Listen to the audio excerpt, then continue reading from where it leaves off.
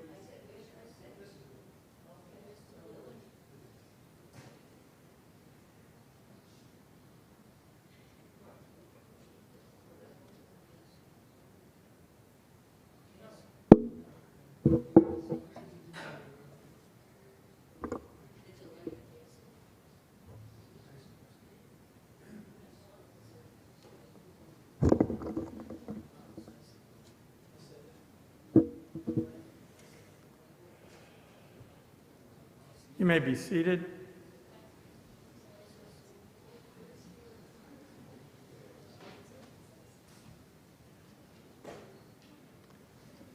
If I might be permitted one announcement before we begin. This is the first funeral that we're having in the sanctuary, I think in over a year since we started with this COVID. And we certainly felt that if anyone deserved this honor, it was Lenny Kliegman.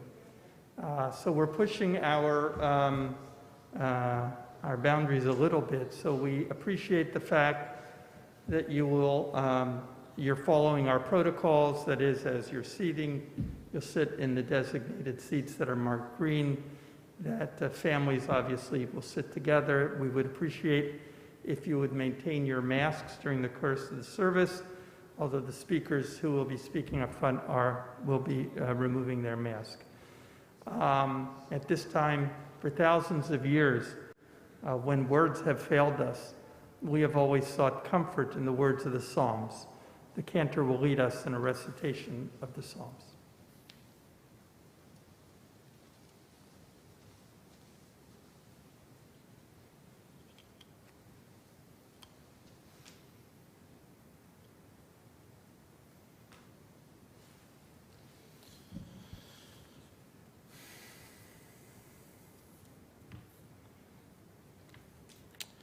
Lenny was from that generation of traditional guys, and he certainly knew his stuff, and he certainly knew his Jewish music. And we often had many discussions about the old cantors and so on. He really enjoyed that. So I'd like to sing the 23rd Psalm in a very familiar melody that I know he's listening to from up there. Hopefully he'll sing along, and hopefully you'll sing along. Mizmor leDavid, Adonai roi lo echsar, bino desheyar bitzeini, al mei menochot yenaleini. Nafshi yeshovev, nafshi yeshovev, yancheini b'magle tzedek, leman shemo, gam ki elech, begeit alemavet, lo irara, ki ata imadi, shivtecha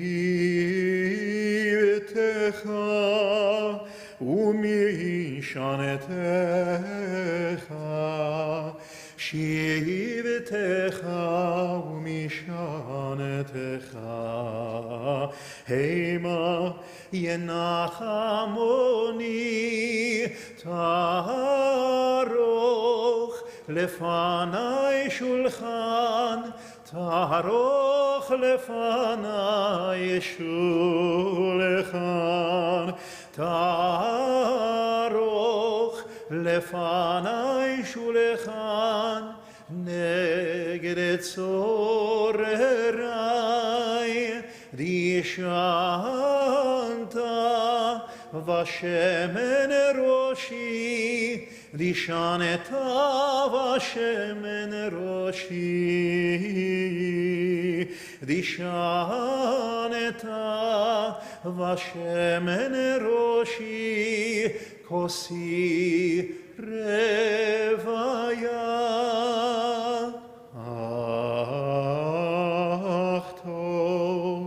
Ach tov v'chesed,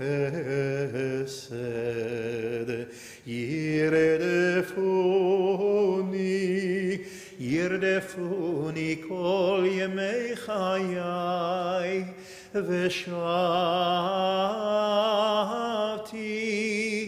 v'shavti bevet Adonai leyorech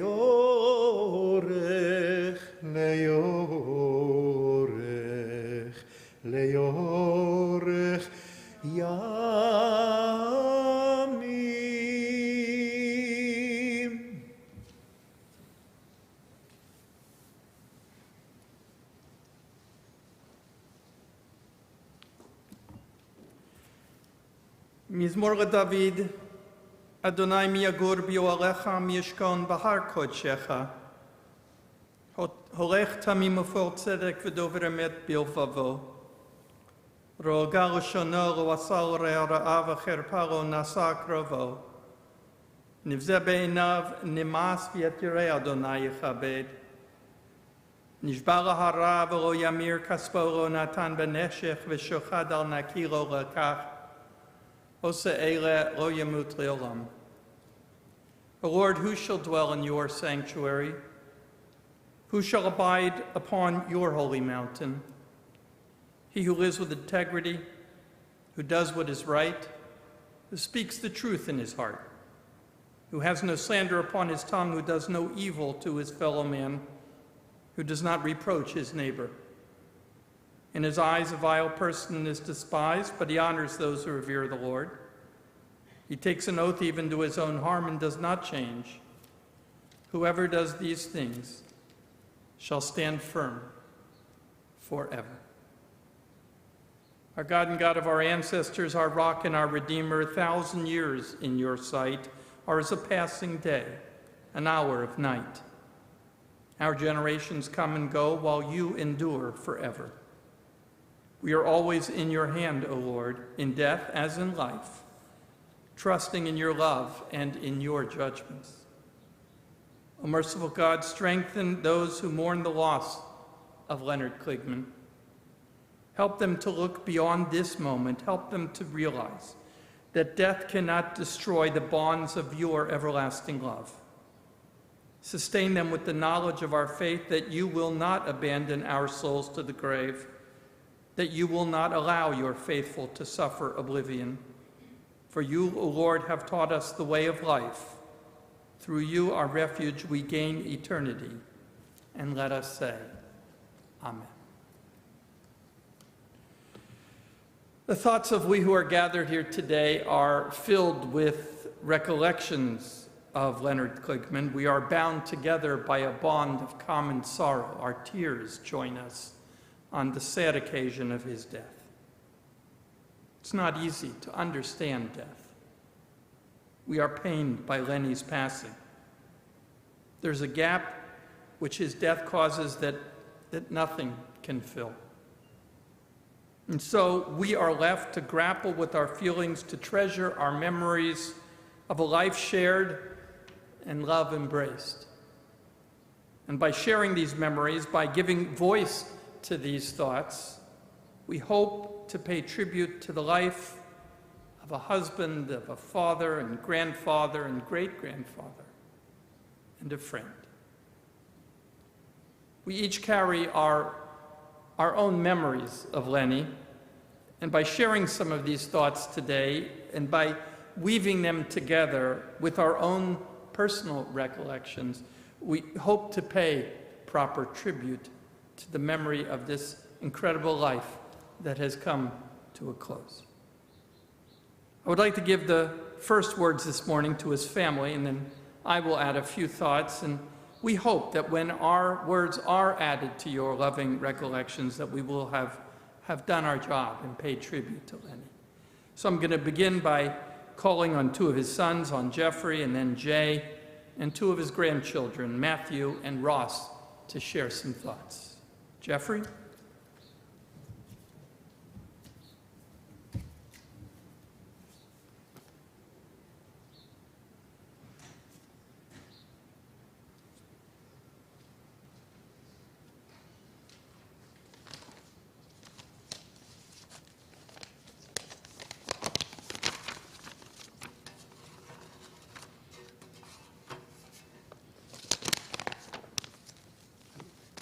That feels good. Thank you to everybody for coming today. Of course, you all knew my dad, or you wouldn't be here. Anyone who ever engaged with Lenny Kliegman came away with a strong impression, often positive, sometimes not. He was clearly a hard guy to ignore. I thought I would take this opportunity to tell you all a little more about him.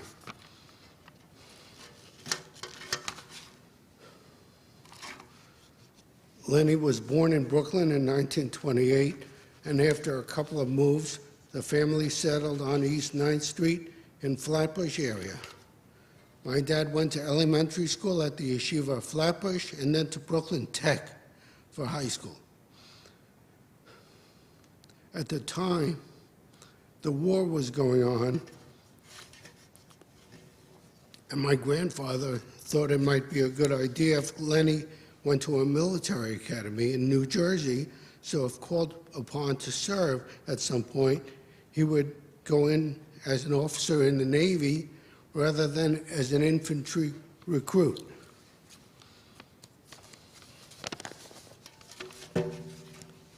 Lenny continued high school at the Admiral Farragut Academy in Toms River, New Jersey, where he earned varsity letters in baseball, football, and even basketball.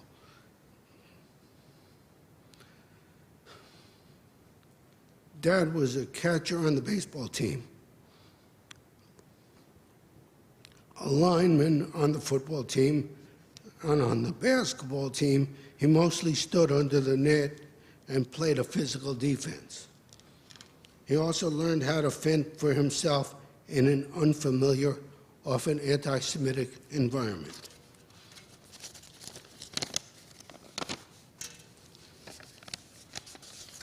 Fortunately, while in high school, the war ended, and Lenny continued his education at Columbia College, where, believe it or not, Dwight Eisenhower was president of the university when he graduated in 1950. Lenny then joined the National Guard in Brooklyn, and when his unit was nationalized, he was sent to Fort Leonard Wood, Missouri, and then to Fort Myer, Virginia, where he became a quartermaster. He had been seeing a girl named Edith Sobin since 1947, and he and my mom were married in January 1951, which also enabled him and his new wife to live off base. In 1953, I was born, followed by my brother Michael 2 years later, and my brother Jay 2 years after him. We had moved to Roslyn from Forest Hills in the fall of 1955, and very quickly, Dad joined Temple Beth Shalom, where we are today. Very quickly, Dad became involved in temple affairs. My brother Jay will discuss that further shortly. In keeping with his desire that we had a strong Jewish education, all three of us attended North Shore Hebrew Academy in Great Neck up to the 6th grade, and Michael and I then spent 2 years at Hank before going to Roslyn High School. Dad took great pride in our yeshiva education. I remember telling him about a saying I learned about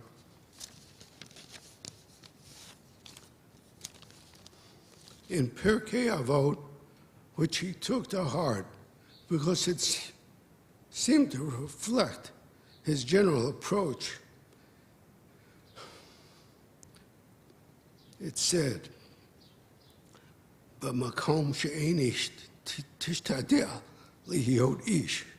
This translates into,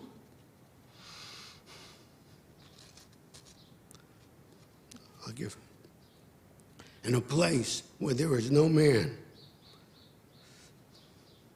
strive to be the man. This typified death. Dad's approach to friends, family, and people in general. Clearly, Lenny was the guy you wanted to call at 2 a.m. and when your car broke down on the Belt Parkway. He never thought about whether to go help or not. He just did it.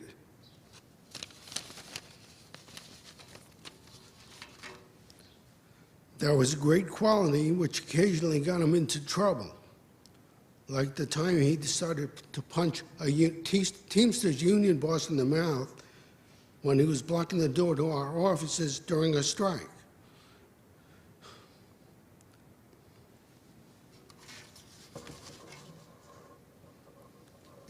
Dad also had the ability to speak publicly, unlike me, I guess, seemingly with ease. I'll never forget the time when a close friend of ours, Barbara Gallagher, passed away, and we were attending her funeral at St. Pius Church in Plainview. Members of Barbara's family asked Lenny in church that morning if he would like to say a few words about Barbara right after the priest finishes Mass. He never thought twice about it and delivered a thoughtful, moving eulogy on the spur of the moment in a totally alien environment. Whoops.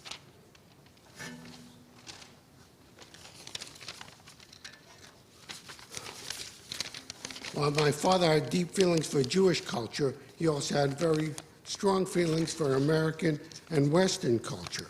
He loved baseball and football, originally a New York Giants fan, then a Mets fan. We also had Jets season tickets. He also had a great appreciation for the classics of literature, Shakespeare, and theater.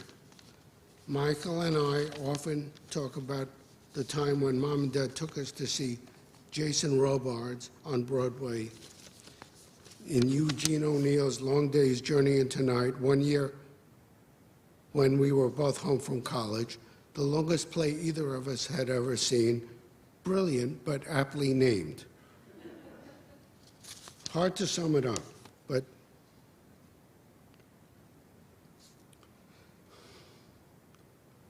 Dad was a true Renaissance man. 100% Jewish, a tough guy with a generous soul. He'll certainly be missed. Thank you.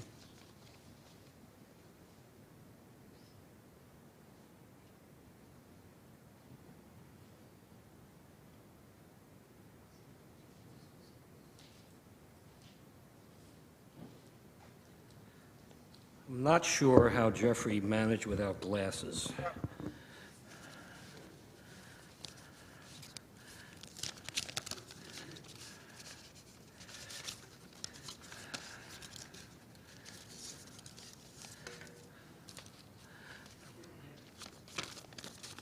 Working on it.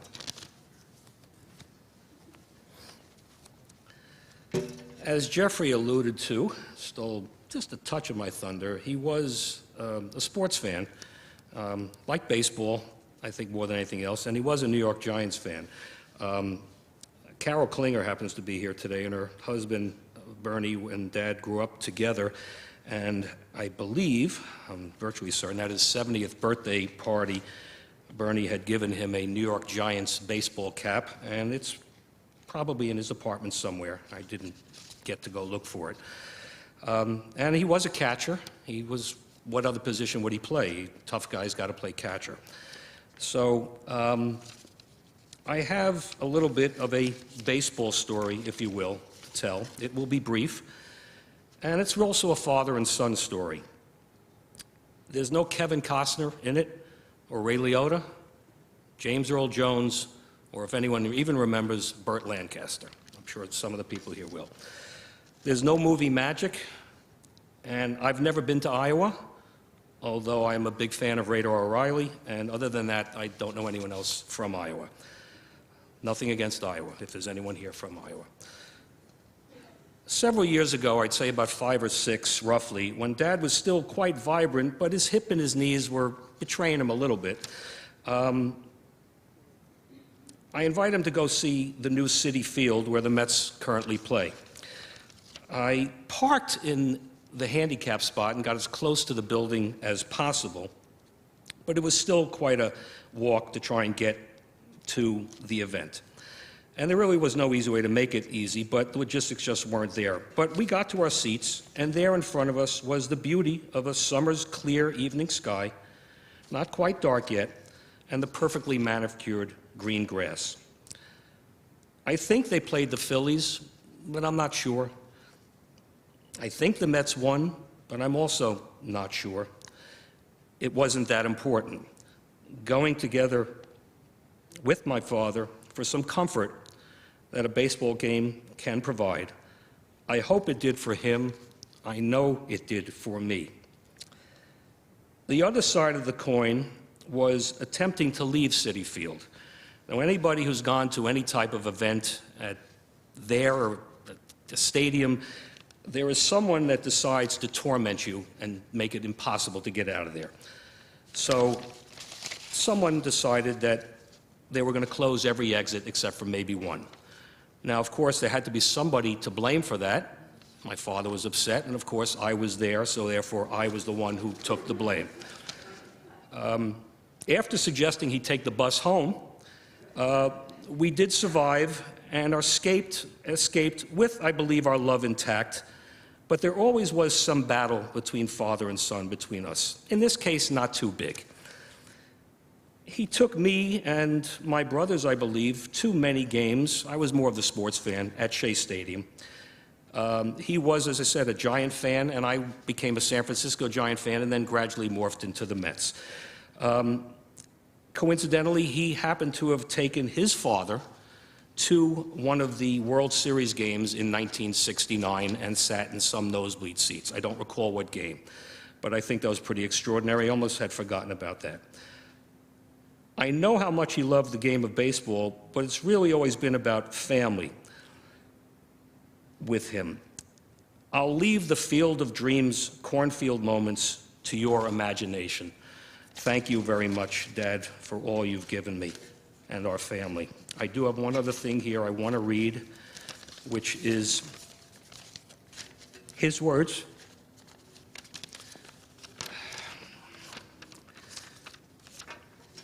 It's dated April 26th, a date that a few people in here will be familiar with. The year is 2016, so just 3 weeks shy of 5 years ago. And it reads as follows.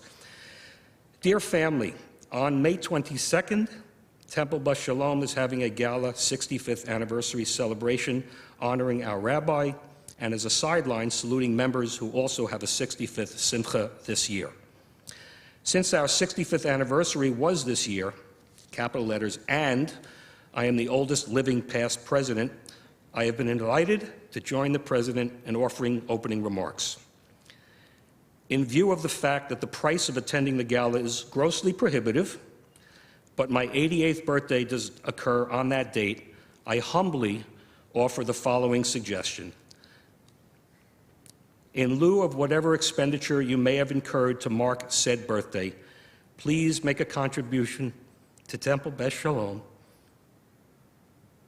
and specify in your note that the contribution is to the Chesed Fund, which is what Mom and I always do.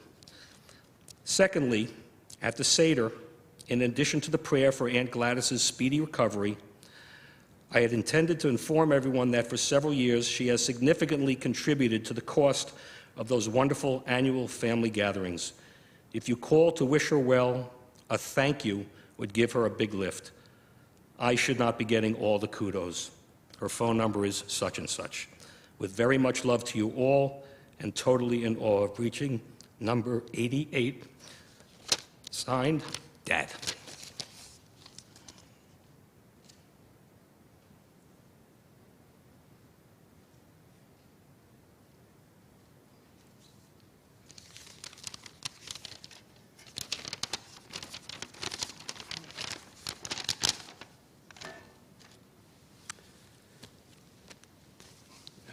Okay, well, that does feel good. You know, obviously this is a sad day, but I do know that Grandpa would be very happy that we are here at Temple Beth Shalom. I noticed on the way in that some people who are here were getting together here for the first time, it would not surprise me if Grandpa was particularly happy that this was the first funeral here at Temple Beth Shalom since the start of COVID. You know, I was lucky enough to be permitted to invite friends by Grandpa and Aunt Gladys to the Passover Seders. And so I've been lucky to receive some messages from some of my friends who had spent time with Grandpa, and it's unanimous that they all feel that Grandpa was a legend.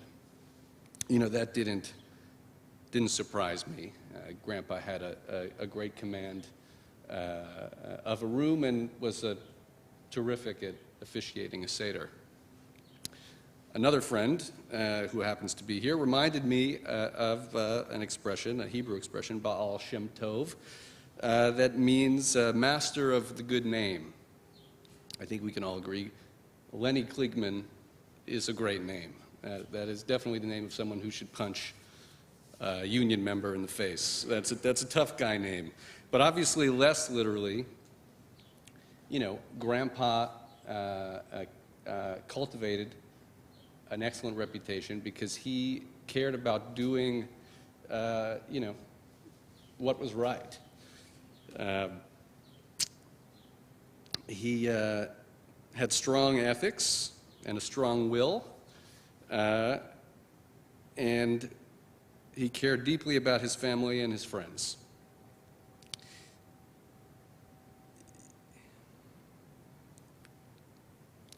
But I think the other thing that I remember Grandpa telling me for the first time was what our name actually meant. You know, Klieg in Yiddish means smart and educated. And for me, the idea that's been percolating a lot in my head over the last few days is that Grandpa, you know, really put the Klieg in Kliegman. He had a terrific educational pedigree, and education was very important to him.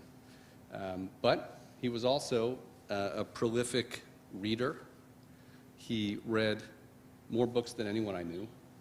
And I remember visiting the house during COVID and seeing new nonfiction books that I was just done. He was never an Amazon guy, so I assumed he'd go pick up Grandma's chicken salad and then go to Barnes & Noble and buy a new nonfiction book. He read the newspaper, cover to cover, for many, many decades. And when he couldn't bend down to pick it up, he bought a little thing to grab the newspaper from the front door so he could continue to read it. You know, there's sometimes after a lifetime of you know, increasing his knowledge and wisdom, he would share it with you, whether you liked it or not. As his grandson, I always liked it. He was a terrific storyteller, and he had an unbelievably sharp memory. And even as his memory started to decline, for the short term, he still had an incredible ability to remember stories from his childhood. There's a story that makes me laugh over the last few days. You know, when my son was born, we had a bris, and we were very thoughtful about the location of the bris. We had a small ground floor yoga studio next to our apartment so that people wouldn't have to walk up a dozen or so stairs to get up to the bris. But as we were preparing for the big ceremonial snipping, the doorbell rings. And so I go down and get the door, and who's there but Grandpa by himself? And obviously, I'm gonna let him into our house. He had an agenda. He had something he wanted to do. And so as I kind of watched him ascend up the stairs very, very carefully, I was right behind him with my hand on his back, making sure that he got up there okay. He wasn't about going to the bathroom after a long drive or getting a glass of water. He needed to confirm the credentials of the mohel. And, you know, I can't blame him. It's important stuff. And I had hired a mohelette for this occasion. I think it might have been the first time that Grandpa had seen a female mohel do her her work. And so he made a beeline for the Moyle, and I think before she even said a single word, she knew that he went to yeshiva, Brooklyn Tech, Columbia, and was president of the temple. And so as I kind of stood behind him, you know, with bated breath, waiting to hear what she would say, I think it was music to all our ears, because she responded that she too went to Columbia, and all was okay. Everything was all right. It all worked out. You know, in the stuff that I do professionally, we tend to focus on the way kind of the beginning and the ends kind of frame people's experiences. You know, I don't think I've ever been to a restaurant with Grandpa where the coffee wasn't hot enough. And if that's the case, and you send someone a dessert, tends to make it all right. And so I just wanted to list a few of the things that I learned from Grandpa that I am going to share with my son and daughter, and hopefully my children's children, like Grandpa did with me. Chess, checkers, and Chinese checkers. If Chinese checkers is still a thing, it might have been canceled, but it was a terrific game, and I played a lot of it with Grandpa. I think Lindsay and Michelle like the proximity of the games to the Raisinets, but they'll talk to them about that after. He taught me how to ice skate. He taught me how to play golf. He taught me how to play the shofar. He taught my son how to play the shofar. He taught me to appreciate theater. And, I remember at the ending of Kliegman Brothers, Grandma and Grandpa and I went to see Death of a Salesman on Broadway with Brian Dennehy as Willie Loman. And if you know what Brian Dennehy looks like, he looks a lot like Grandpa. Okay, that was a powerful performance. He taught me about the importance of the newspaper. We like the same newspaper. He taught me about books. I remain utterly impressed with how somebody at his age can have a memory as sharp as he had. He taught me about great restaurants, taught me about great steaks, and he taught me about family. And, I know it was frustrating for him that the family didn't get together for Passover last year. And he was trying extra hard to get us all together for this Passover. And he did. So, thank you, Grandpa. We love you and we will miss you. Thank you.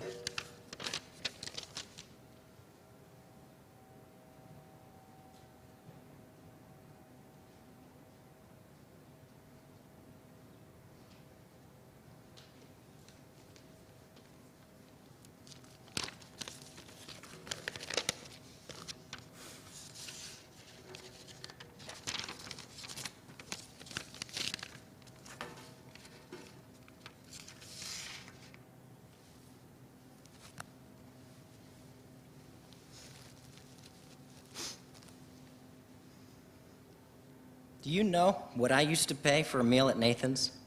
No, Grandpa, tell me. A quarter got you 2 hot dogs, a soda, and fries. The fries were 10 cents for some reason. Can you believe that? A quarter for the whole meal. We've all had someone older than us do this at some point. It's an easy way of showing us how much the world has changed and what their lives were like before we knew them, before we existed. Grandpa Lenny took it one step further, as he did, and decided to take me around Brooklyn, where he grew up. One Saturday, when I was a teenager, he and Grandma Edie picked me up, and we drove to the original Nathan's Famous in Coney Island for lunch. We went by the yeshiva of Flatbush, where Lenny went to school, and his childhood home on East 9th Street. He pointed out the old trolley lines he'd used to get around. If there's one thing Grandpa Lenny tried to teach me, it was the importance of asking questions. I asked him plenty over the years, and he usually had the answers. But what I'm truly grateful for was Lenny's ability to answer the questions I did not know to ask. I never asked him what his life was like before I was born, before his kids were born, before he met Grandma. But I'm glad he made an effort to not only tell me about, but also show me a Leonard Kliegman I would never have met otherwise. In addition to asking questions, lesson 2 was the importance of sticking up for yourself. And I recall one situation where I stuck up to Grandpa all too well. I was 5 years old, and Lenny was teaching me how to play chess, something that Matthew alluded to. He was mostly playing nice, but eventually he took my queen. Later, I managed to get a pawn across the board. Like I said, he was mostly playing nice. And I reclaimed my queen, and no sooner did he take it again. I told him, "Grandpa, you can't do that. It says right here in the rules that," and keep in mind, I'm 5 years old, I don't know how to read, and he knows this. And I'm pretending to read along with my finger. It says right here in the rules, Grandpa, if a piece is taken and later returns to the board, it cannot be taken a second time. And I was very convincing as I dragged my finger across the instructions, and he of course knew that this was BS, but he obliged and gave me my queen back. And part of what makes this a great story for me is that it's actually his recollection, not mine. I was young at the time, and I didn't have quite as sharp, I still don't have quite the memory that Lenny did. And I don't remember this story very well myself, but he's told it to me many times since. And it's a wonderful thing to have a memory the way someone else experienced it, to understand my relationship with Lenny through his eyes. When he would tell this story, he would say, "From then on, I knew I could kibitz with you." And he and I learned that a long time ago. I don't know what a Nathan's hot dog will cost years from now, but a day spent with Lenny will always be priceless.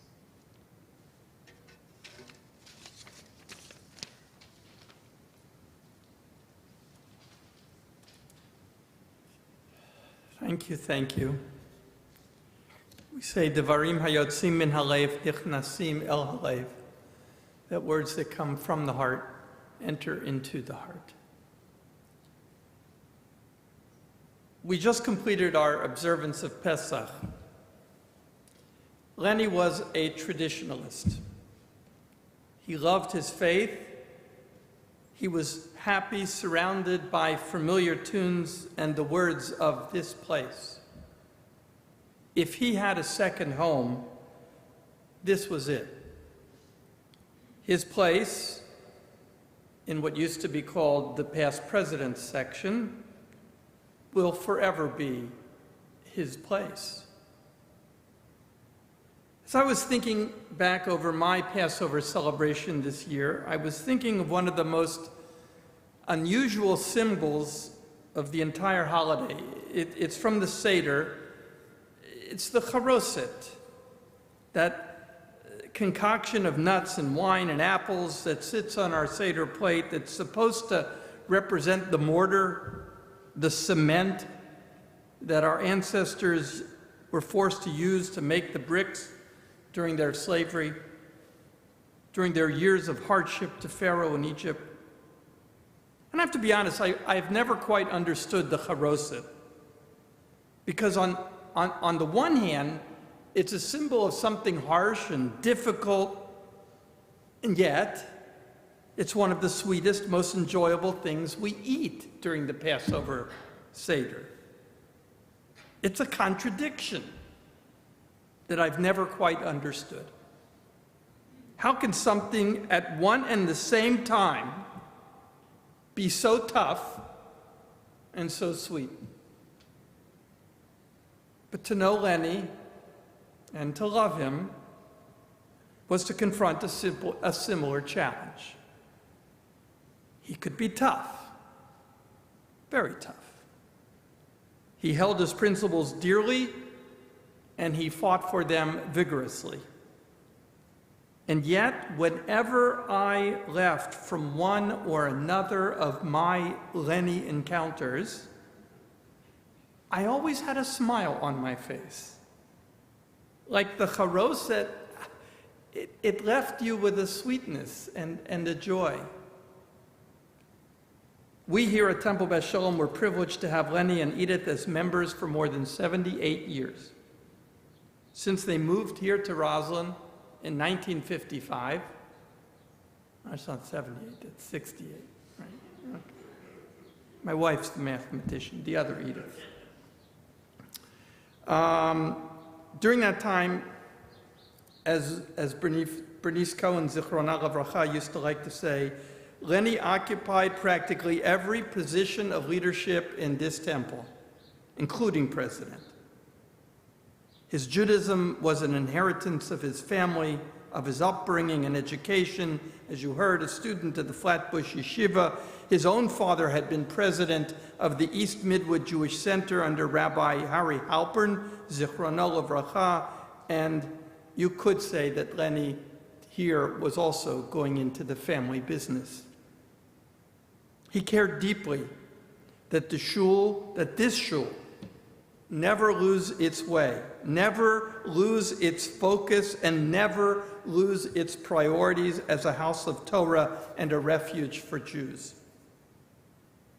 There was no one closer to Rabbi Sternstein, Zichrono Livracha, than Lenny. In fact, this actually made for a challenging transition to the new rabbi when I came here 27 years ago. Lenny was not looking for a new rabbi. He hadn't asked for a new rabbi. And if I had any intention of being his rabbi, I was going to have to earn it. Did I succeed? You're going to have to ask Lenny.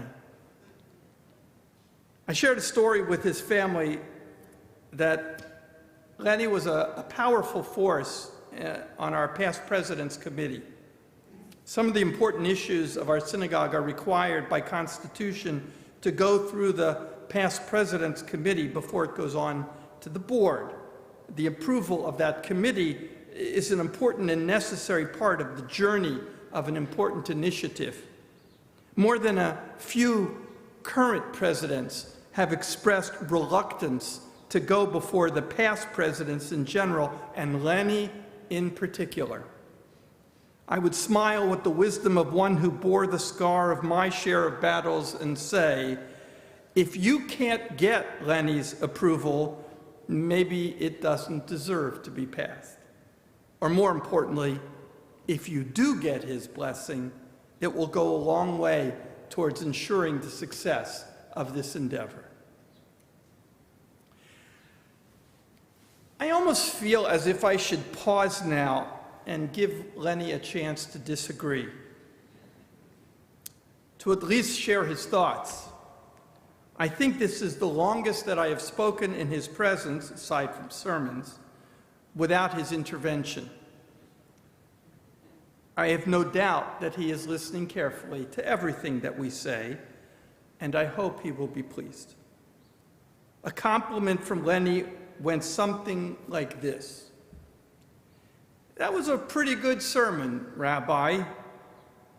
And not as good as the ones that Harry Halpern used to give, but good enough. Lenny was a loyal and dedicated friend, and he had a deep, passionate caring for others.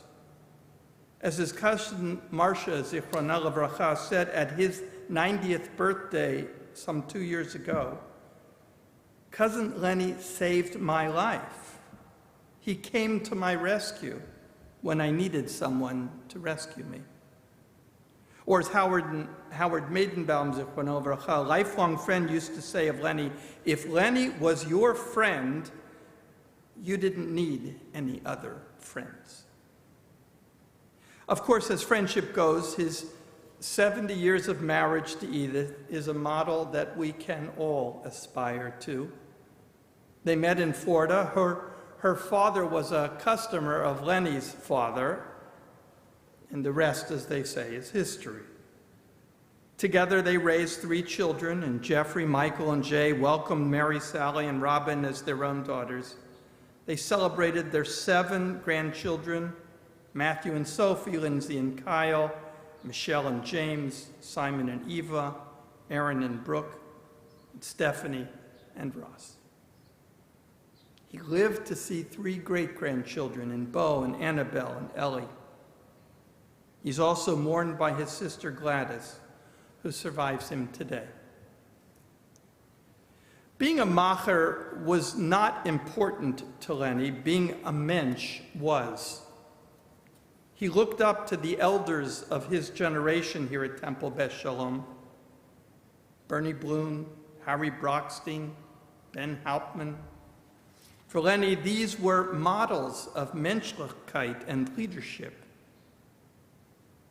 And as you heard, if Lenny had a motto, it was probably the one that was quoted, "B'makom she'ein ish tishtadel liot ish," in a place where there are no men, strive to be a man. Lenny spent a lifetime, all 92 years, which he was blessed, striving to be a man, a good man, a decent man, a faithful man, a model to be emulated. There's so much more that could be said, so much more that should be said. Death ends life, but it does not end a relationship. Our relationship with Leonard Kliegman continues beyond his death because of the intensity with which he lived. You, his children, his grandchildren, and great-grandchildren, we here at Temple Beth Shalom, we all will continue his story in our lives and in our commitments. If not his toughness, may you aspire to his sweetness. Like the charoset on our Seder tables, this moment is indeed bittersweet. Bitter because we will continue on without someone so special and so good as Leonard Kliegman as part of our lives, but sweet because we were amongst the privileged to know him and to know his love. His life ends, but his message continues. His example survives. His influence endures. O God, who dost bring thy children out of the darkness and the shadow of death, we thank thee for the life of Leonard Kliegman, in whose friendship we were blessed, by whose understanding we were guided, and in whose tenderness we were healed. May the sureness of his nearness to us banish loneliness from our hearts, and the sureness of his nearness to thee, O God, quiet our anxious spirit. Be with those who most poignantly and most painfully feel the pangs of this hour, with Edith, with his children, grandchildren, and great-grandchildren, with his sister Gladys, with all the family and friends. Comfort and strengthen their hearts, guide and direct their lives. Help them to know that deeper than the pains, the frustration, and even the mystery of death are your everlasting arms of love and mercy. Grant them steadfastness of purpose, faith in thee, and courage to face life. Give them the wisdom to say with understanding the ancient words of submission and resignation, perhaps the wisest words that could be said at an hour such as this. Adonai Natan v'Adonai Lakach Yehi Shem Adonai Mevarach. Lord, you have given, and now you have called unto yourself. We praise thee, O God, for the courage to make our broken hearts an altar before which we may acknowledge thy sovereignty and love. May thy name be praised now and forevermore. And let us say, Amen. Would you please rise for the memorial prayer?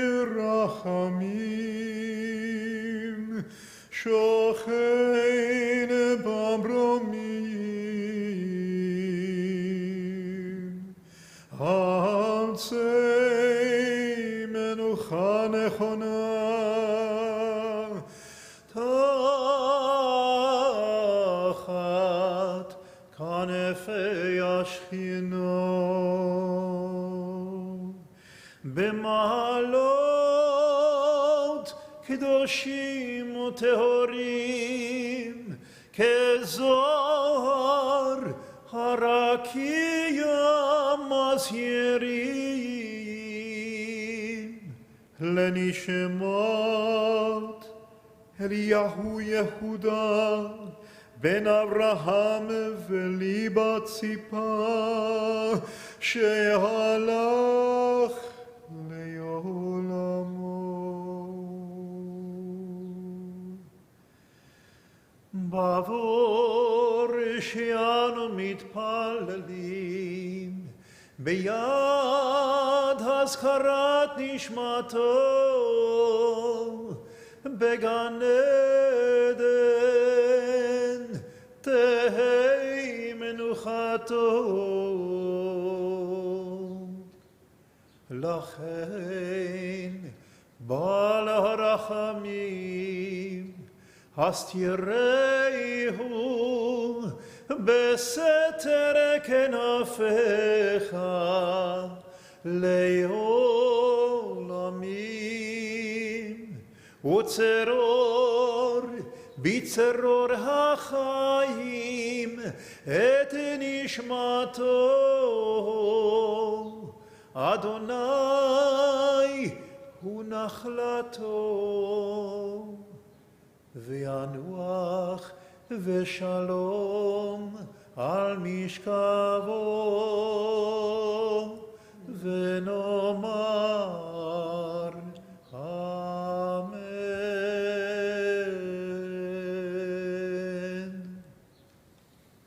O God, exalted and full of compassion, grant perfect peace in your sheltering presence among the holy and pure.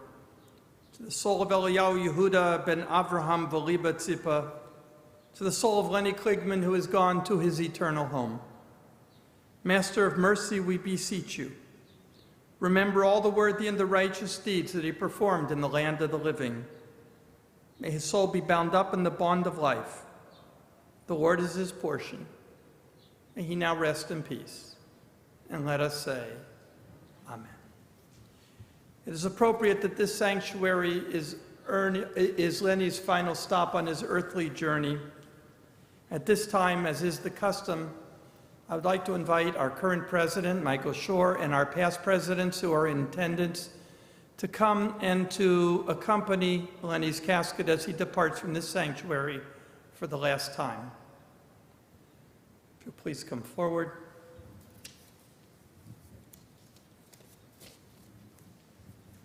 The interment will be immediately following at the New Montefiore Cemetery. After the casket departs, the family can fall immediately behind, and the rest of us can follow behind the family.